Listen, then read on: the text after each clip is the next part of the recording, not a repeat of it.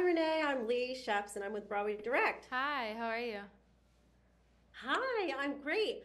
I'm curious, since we are a Broadway outlet, what was the most challenging part of switching from playing Regina on Broadway to this adaptation? Honestly, I think this is a bit more in my wheelhouse personally. Um, I definitely like acting on camera more than I do on stage. I like performing on stage more than I do on camera, if that makes sense. So I like them flip flopped. But I think probably the challenge, and maybe the only challenge, and the big one was, like I've already done this, so this is in my body a couple hundred times. So there's such familiarity with the score, with the script, with this like kind of character, and with this comedy that it was like finding new things and finding new little beats to make it interesting for me. What was your favorite line or scene to shoot in the movie? Definitely the bathroom scene with and Gallery at the end for sure. When you have the neck brace on Yeah, and you say, like you yeah. now, because you always said you wanted to be a pop star and doing musicals as a hobby to let you sing growing up. How did you wind up competing at the Jimmy Awards?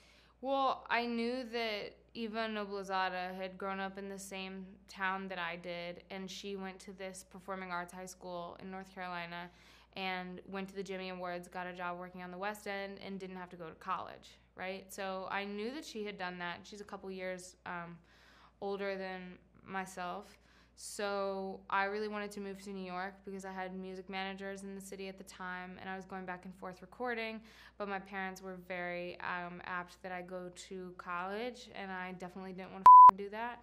So I was like, all right, how can I get out of college? And so to me, I was like, well, Eva did it this way. So if I could do it that way as well, that would be great. Um, and that's what luckily ended up happening. What, if any, takeaways do you have from your experience at the Jimmy Awards that helped you start your career off?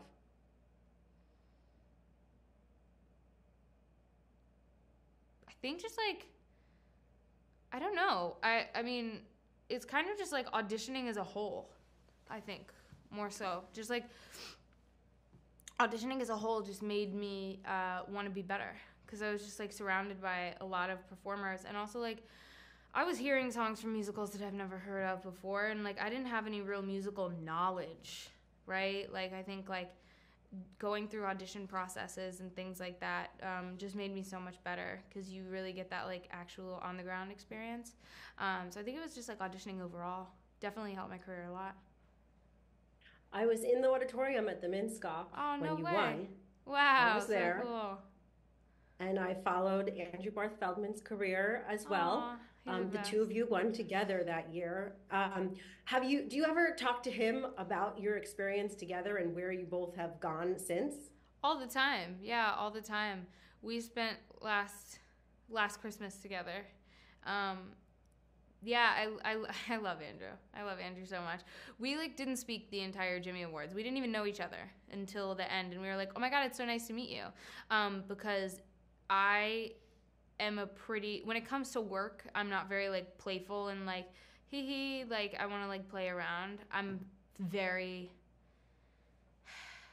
I want to do my shit. And we also didn't have any downtimes. Like if I don't have downtime, the odds of me speaking are slim to none.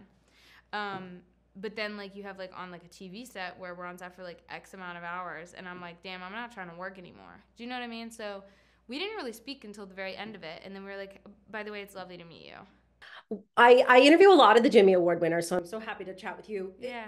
And they're always hungry for advice from those who have been successful with the program. What do you have to say to upcoming high school theater musical theater performers who want to do the Jimmys? I mean, I think that like the thing that I do believe that served me well, and maybe this is just a me thing, but like I never believed that I was too good for anything, and I also never believed that I wasn't good enough for something. Do you know what I mean? Like I maintained that mentality, and I'm always under the impression that like no matter if I'm like auditioning for something or like being offered something, those are the same exact things, and I should want to work with who wants to work with me just as much as they should want to or I should want to work with them, like in the same way. It's an equal playing field. I don't like the hierarchical bullshit. I don't like the like almost like classist nature that like goes into like auditioning, and then like casting directors versus a person and directors versus a person. I let that get to me a lot when I was younger, and I'm no longer interested in doing that. And I really value my work and myself.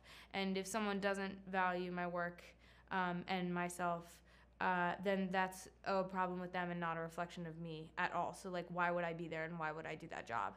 Right. And I'm lucky enough to have the agency to be able to be like, nope, no thank you, I will not do this. Or I will not do this anymore.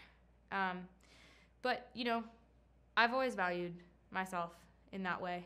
And I've never felt like I was too good for anything, and I've never felt like I wasn't good enough for something.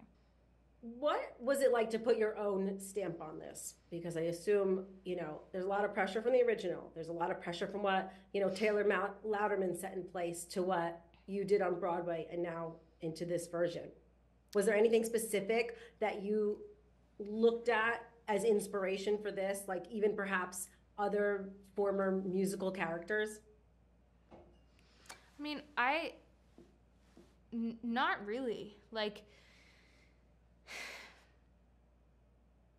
I don't know. I trust my instincts. Even if I don't trust them, I still do it. And so, like, instinctually, this is what that looks like to me. And, like, I'm a huge fan of Rachel McAdams, and I, like, studied everything about her growing up just, like, unknowingly. Just because I was obsessed and I had a huge crush on her. Like, that's just it. And she's brilliant, and she's an amazing actor and created, like, this character and this world for this character that's second to none and stands the test of time over a span of 20 years, which is insane. I don't know. She just, like, she made it really easy in a way because she already had created this, like, beautiful thing. And so I was like, all right, well, this I think is what it looks like to me, you know? Emma Stone recently said in an interview that Broadway was the hardest thing she's ever had to do, and she didn't know if she would ever do it again. I know you said you want to focus on your music and not acting. Would you ever have a desire to return to Broadway? Yeah, I would love to. I just saw Merrily We Roll Along maybe 2 weeks ago with my brother, a couple weeks ago. And I've never, like, I was crying. Like, it was amazing. It was so good. It was so well done. I couldn't tell you how much I loved it. And, like, Jonathan and Daniel and Crystal, like, they're all so... and I really admire actors, and I especially admire theatrical actors. So I would definitely love to do something again. I would like to do something that I'm really, really passionate about. I've done a lot of, well, not a lot. I've had 2 jobs, to be clear, but I'm milking this one, definitely. But I've done a lot of, like, bitchy comedy, and I would like to do something a little bit more, like, serious. So we'll see. Anything out there already that you'd be interested in? Like, everyone always asks about the revival of something. Yeah, I mean, I love cabaret. And I know it's, like, already coming and is, like, doing its thing. But no, I don't know. That is more serious. Yeah, I don't know. Anything, I think. Something I like. Thank you so much, Renee. It was nice to meet you. Thanks, man. Appreciate it. Congratulations.